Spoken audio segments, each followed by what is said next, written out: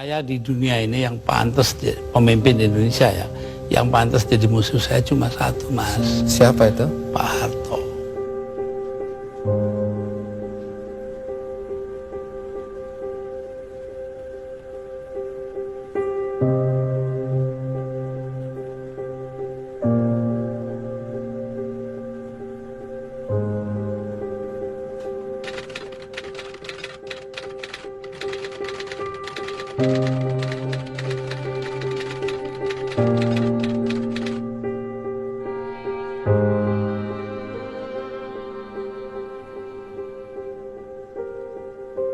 Muktamar NU di Cipasung adalah muktamar yang paling melelahkan, terutama bagi Gus Dur, para kiai sepuh, dan kelompok muda yang mendukungnya.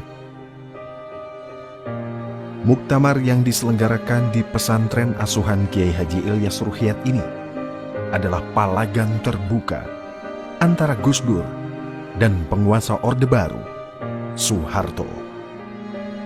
Di tahun-tahun ini, Soeharto berada dalam puncak geram terhadap Gus Dur. Gus Dur secara terbuka menempatkan diri sebagai penantang utama bagi sang jenderal penguasa ini. Tahun 1993, Gus Dur baru saja menerima penghargaan Ramon Magsaysay di Manila. Penghargaan setara hadiah Nobel Asia. Penghargaan penting sekaligus pengakuan dunia internasional atas keberhasilan Gus Dur sebagai pemimpin organisasi muslim terbesar di Asia Tenggara. Penghargaan di luar negeri tak sebanding dengan suasana di dalam negeri. Gus Dur terang-terangan membawa NU yang dipimpinnya menjadi organisasi yang berhadap-hadapan dengan rezim Soeharto. Kritik terus dilancarkan Gus Dur terhadap kepemimpinan Soeharto yang mulai dirasa terlalu lama, korup, dan kian berbahaya.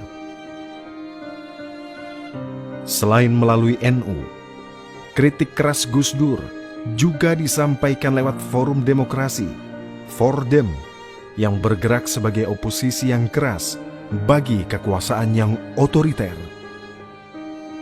Diskusi-diskusi anti rezim penguasa mulai tumbuh di kampus-kampus dan kelompok-kelompok intelektual kritis. Gus Dur menjadi lokomotif demokratisasi di masa sebelum reformasi ini. Apa yang dilakukan Gus Dur? Mau tak mau mengganggu tidur nyenyak Soeharto dan membuat hubungan Gus Dur dengan ABRI tidak mesra. Apa yang dilakukan Gus Dur adalah sesuatu yang menggelisahkan bagi rezim yang tiga dasawarsa berkuasa. Soeharto juga marah karena Gus Dur mencibir dan tidak mau mendorong tokoh-tokoh NU agar aktif dalam ICMI, Ikatan Cendekiawan Muslim Indonesia, organisasi yang dipakai Soeharto untuk merangkul dan menarik simpati umat Islam yang selama ini dipinggirkannya. Ketidaksukaan Soeharto terhadap Gus Dur segera menjadi isu sentral ketika Muktamar NU di Cipasung hendak dilaksanakan. Sinyal bahwa Soeharto tidak menghendaki Gus Dur kembali terpilih menjadi Ketua Umum PBNU menyala terang benderang. Sejatinya, Gus Dur sudah tidak berniat maju menjadi Ketua PBNU lagi. Namun, melihat gelagat intervensi pemerintah kepada NU, Gus Dur kembali turun gelanggang.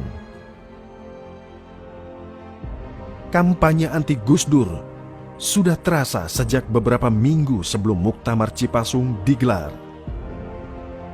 Kampanye yang di kemudian hari dikenal sebagai kampanye asal bukan Gus Dur atau ABG digawangi sejumlah anak buah Soeharto seperti Legend R. Hartono yang saat itu menjabat Kasospol ABRI, Ketua Umum Golkar Harmoko, Menteri Agama Tarmizi Tahir, serta B.J. Habibie.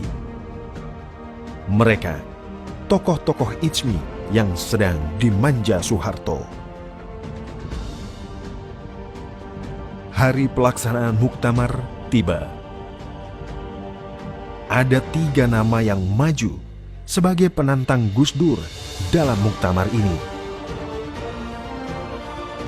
Fahmi Saifuddin, Khalid Mawardi, dan Abu Hasan. Dari 3 nama itu, Abu Hasan menjadi penantang utama. Meski dalam kapasitas intelektual dan kualifikasi agama tak memenuhi syarat memimpin NU.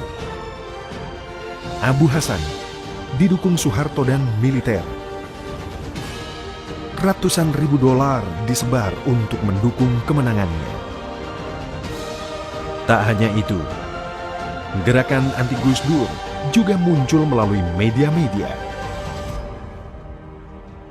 Meningkatnya intensitas oposisi dalam arena muktamar meningkatkan ketegangan di arena muktamar Cipasung.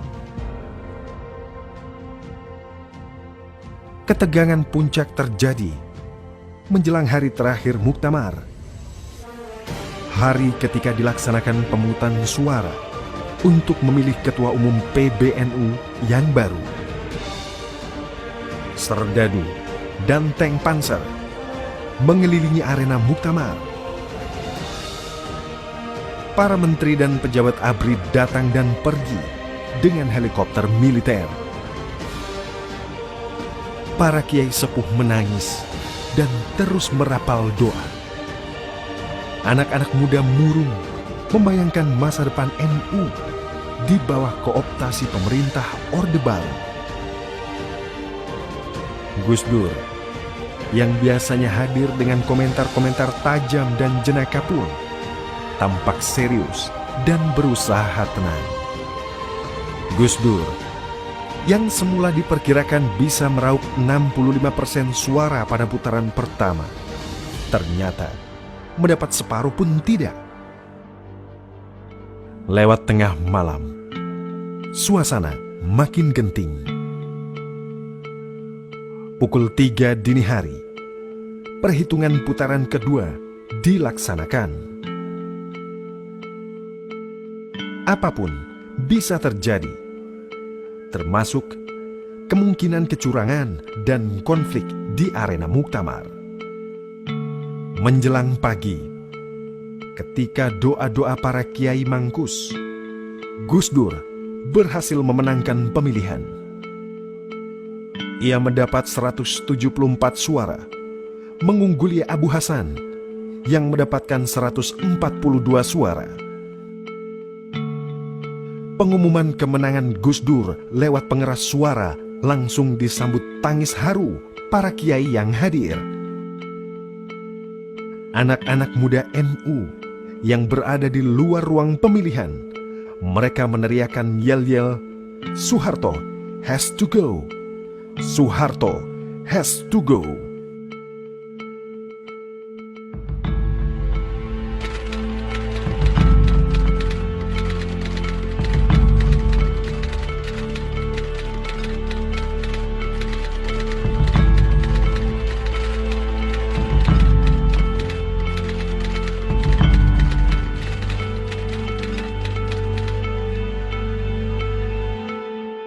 Dunia ini yang pantas pemimpin Indonesia ya, yang pantas jadi musuh saya cuma satu, Mas. Siapa itu? Pak Harto. Artinya Tapi apa itu pun saya hari raya masih ke sana, masih jadi teman baik saya. Artinya apa itu? Artinya saya nggak punya musuh dong di Indonesia.